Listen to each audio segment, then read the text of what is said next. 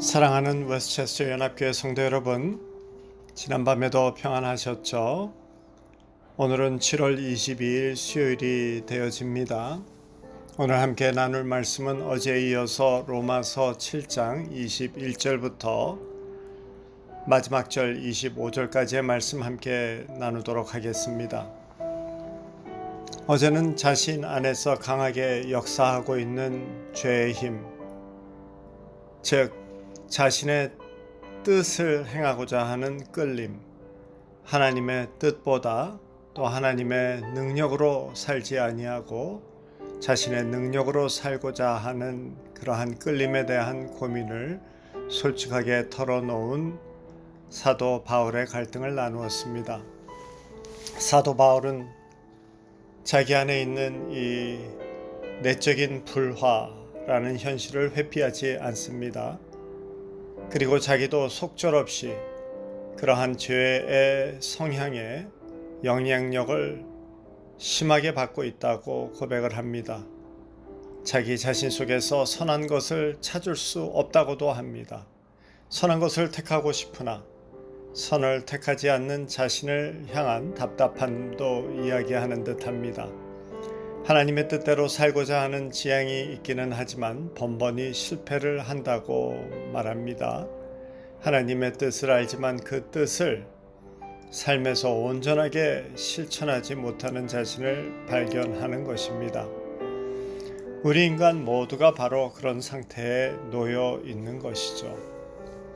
오늘 말씀은 이어서 21절부터 24절까지의 말씀, 25절까지의 말씀이 됩니다. 이 말씀에서는 깊은 자각 속에서 탄식이 터져 나오고 있습니다. 24절에 보면은 오호라 나는 곤고한 사람이로다. 자기 자신을 보니 비참하고 참담하다라는 의미가 됩니다. 스스로 비참하다고 말하는 것은 물질적인 궁핍도 아니고 성취하지 못한 실패가 많아서도 아니고 누구에게 인정을 받지 못해서도 아닙니다. 예상치 못한 순간에 자기를 사로잡아 버리는 죄의 인력, 죄로 끌어당기는 그 힘이 내재하고 있기 때문이다 라고 합니다. 죄의 힘 앞에서 무력한 우리 인간임을 탄식하는 것이죠. 성 어거스틴도 이 죄에 강력하게 묶는 힘을 쇠살줄이라고 표현했을 정도로 인간은 이 죄로 향하는 그 성향에서 풀려 나오기가 불가능하다라는 것입니다.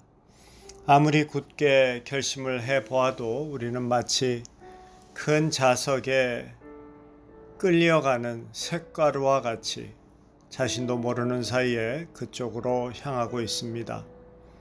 자기 중심적인 생각, 자기의 뜻대로 내 힘으로 하려는 것이 인간입니다.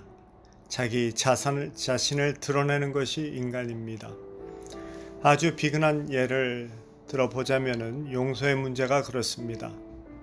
자신에게 상처를 준 사람, 자신을 무시한 사람, 자신에게 피해를 입힌 사람을 용서하는데 시간이 오래 걸립니다.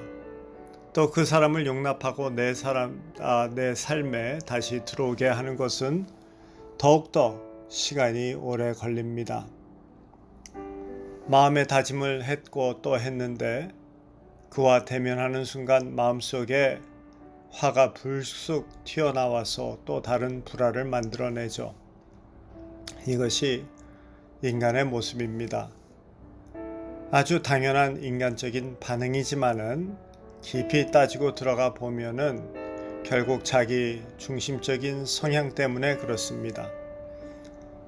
상대는 변했고 또 일어났던 일도 예전의 일인데 그리고 이제는 나의 삶에 아무런 영향도 끼치지 않고 있음에도 불구하고 용서하지 못하는 이유는 내 안에 채워져 있는 자기 상처만을 보고 있기 때문에 그렇죠. 자기 중심적입니다.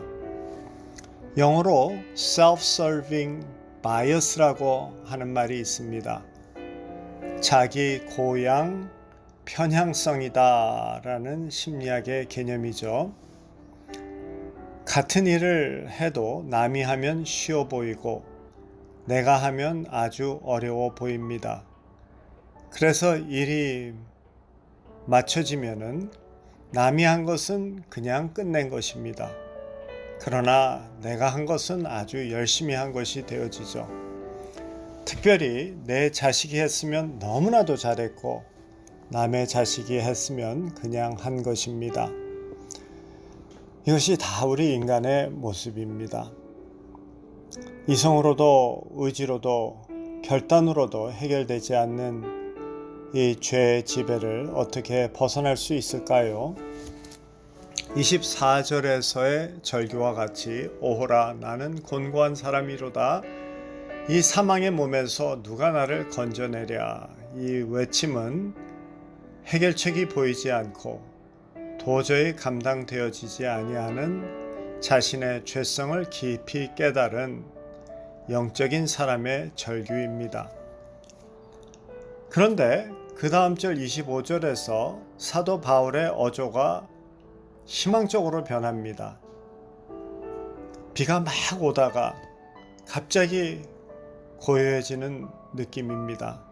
창가를 심하게 두드리던 비가 순간적으로 그치고 햇빛이 들어오는 듯한 그런 고요함입니다.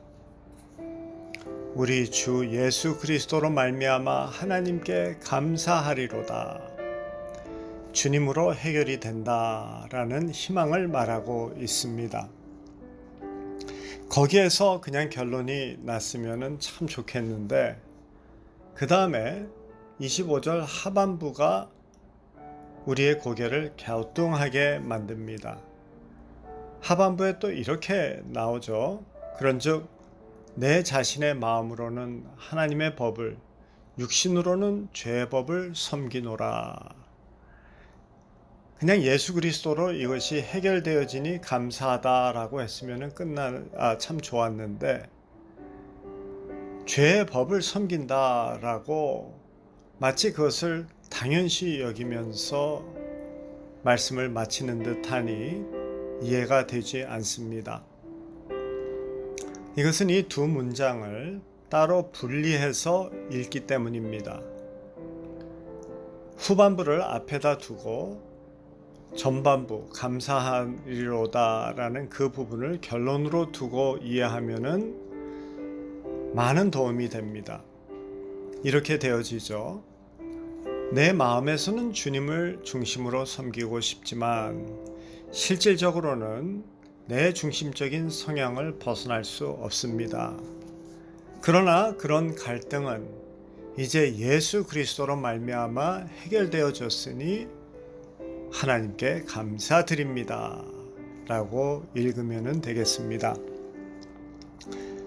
여기서 말씀하고 싶은 것은 무엇입니까? 내가 선한 마음 가졌느냐, 악한 마음 가졌느냐가 아니고 나의 의지가 강하냐, 약하냐도 아닙니다. 우리의 인식이 올바르냐, 아니냐도 아닙니다. 그러한 것은 인간 모두가 다 50보 100보입니다. 그것은 아무리 해도 아무리 노력해도 아무리 결단을 해도 하나님께서 원하시는 것만큼 갈 수가 없습니다. 그래서 중요한 것은 무엇이냐 하면은 그리스도를 신뢰하느냐 아니냐라는 것입니다.